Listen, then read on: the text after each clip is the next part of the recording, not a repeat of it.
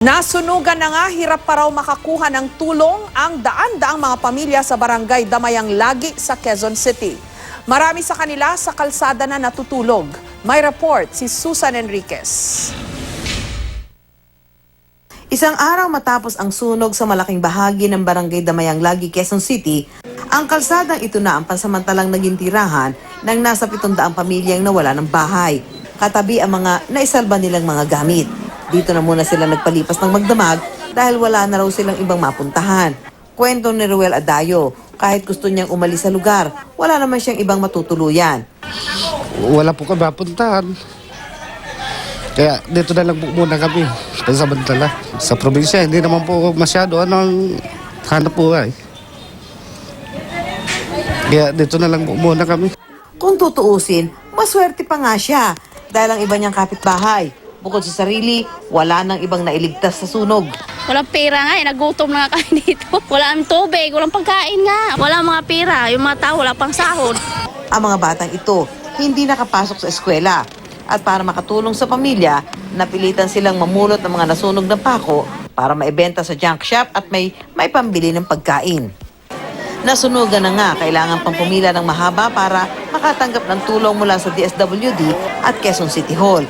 Pila-pila sila para makakuha ng orange card na siyang patunay na kasama sila sa mga naapektuhan ng sunog.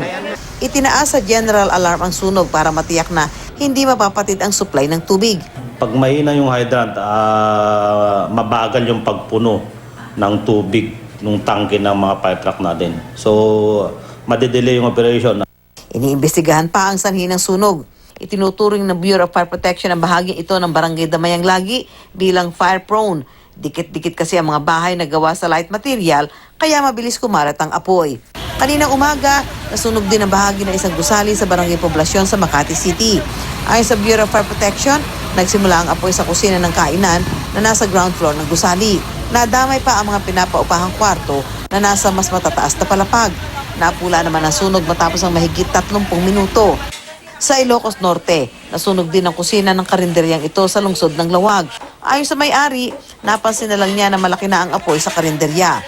Isang bahay naman ang natupok sa Romblon. Base sa investigasyon ng Bureau of Fire Protection, nag-overheat na saksakan ng appliances ang posibleng sanhi ng sunog. Nasa 40,000 pesos ang halaga ng ari-ariang natupok. Wala namang nasaktan sa insidente.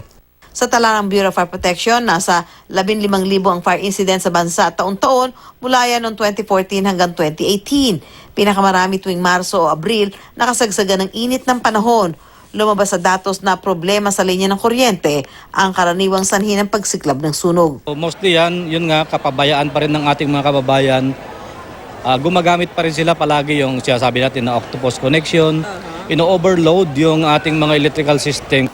Kaya ang Bureau of Fire Protection may paalala muli sa publiko, huwag i-overload ang mga saksakan.